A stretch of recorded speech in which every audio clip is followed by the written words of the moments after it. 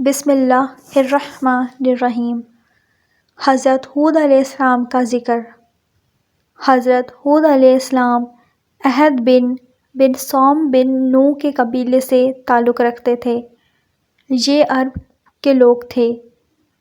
اقاف میں آباد تھے۔ اقاف ریت کے پہاڑوں کو کہتے ہیں۔ یہ علاقہ عمان کے درمیان تھا۔ یہ ساحل سمندر کے قریب علاقے میں آباد تھے جسے شہر کہا جاتا ہے۔ وہ بڑے بڑے ستونوں والے خیموں میں رہتے تھے۔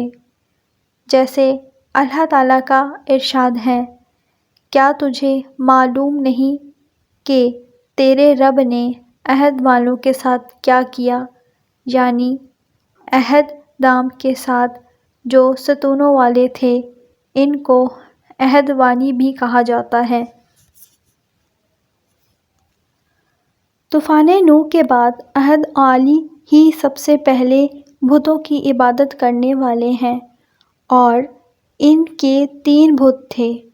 تو اللہ تعالیٰ نے ان کے بھائی ہود کو نبی بنا کر ان کی طرف بھیجا، پس انہوں نے ان کو اللہ وحدہ لا شریک کی طرف بلایا، جیسے کہ سورۃ الاعراف میں حضرت نوح علیہ السلام کے قصے کے بعد ان کے حالات و واقعات بیان کیے ہیں۔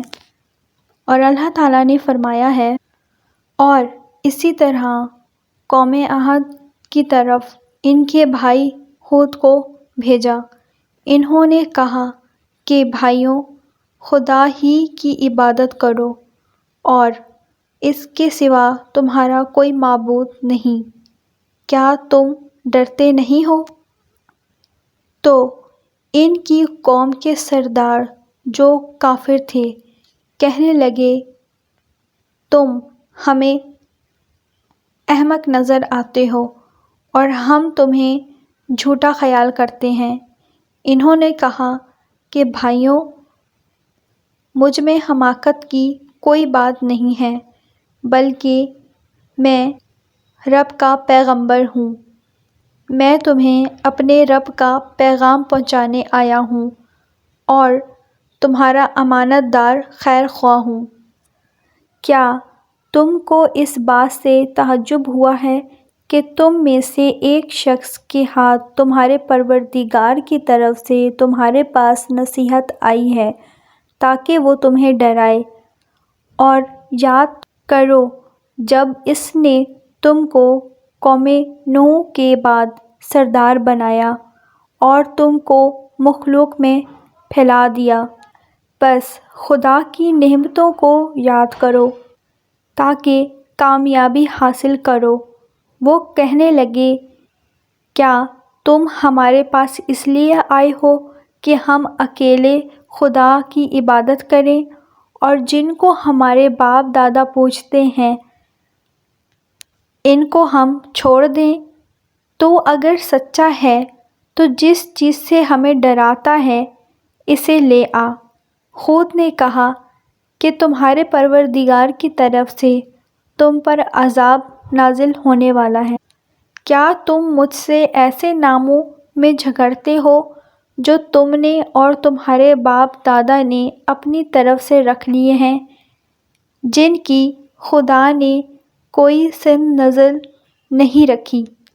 تو تم بھی انتظار کرو، میں بھی انتظار کرتا ہوں۔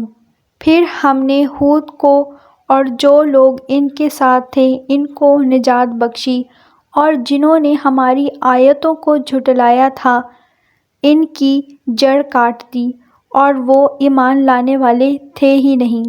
اللہ تعالیٰ نے ایک جگہ قرآن میں فرمایا، اور عاد کی قوم کے حال میں بھی نشانی ہے جب ہم نے ان پر نامبارک ہوا چلائی، وہ جس چیز پر بھی چلتی اس کو ریزہ ریزہ کیے بغیر نہ چھوڑتی، اور یہ کہ اسی نے عہد والوں کو ہلاک کر ڈالا، اور ان سے پہلے قوم نوح کو بھی، بے شک وہ بڑے ہی ظالم اور سرکش تھے، اور اسی نے الٹی ہوئی بستیوں کو دے پٹخا۔ ہم نے ان پر سخت منحوس دن میں آندھی چلائی، وہ لوگوں کو اٹھا اٹھا کر پٹک رہی تھی، گویا کہ وہ جڑیں کاٹے ہوئے کھجور کے تینے جیسے ہوں۔ سو دیکھ میرا عذاب۔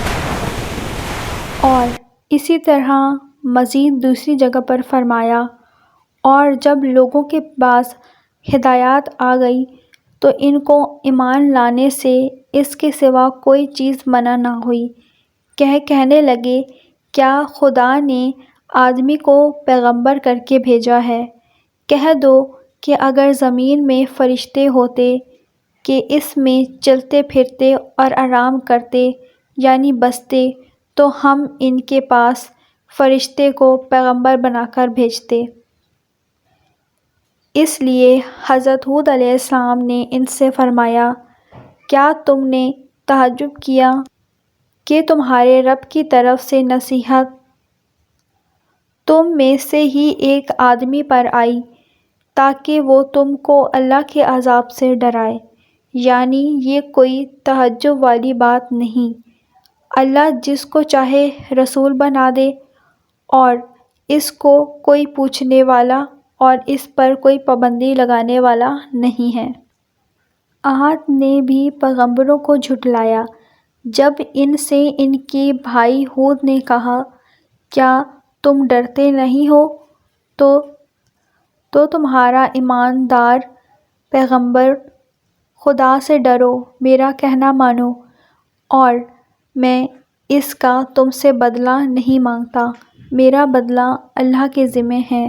بھلا تم ہر اونچی جگہ پر بطور کھیل تماشا عمارت بناتے ہو اور محل بناتے ہو، شاید تم ہمیشہ رہو گے، اور جب کسی کو پکڑتے ہو تو ظالمانہ پکڑتے ہو، تو خدا سے ڈرو اور میری اطاعت کرو، اور اس سے ڈرو جس نے تم کو ان چیزوں سے مدد دی جن کو تم جانتے ہو، اور باغوں اور چشموں سے مجھ کو تمہارے بارے میں بڑے سخت دن کے عذاب کا خوف ہے۔ وہ کہنے لگے کہ ہمیں خواہ نصیحت کرو، نہ کہ ہمارے لیے برابر ہو اور ہم پر عذاب نہیں آئے گا۔ تو انہوں نے ہود علیہ السلام کو جھٹلایا، سو ہم نے ان کو ہلاک کر ڈالا۔ بے شک اس میں نشانی ہے، اور ان میں اکثر ایمان لانے والے نہیں تھے، اور تمہارا پروردگار تو غالب اور مہربان ہے۔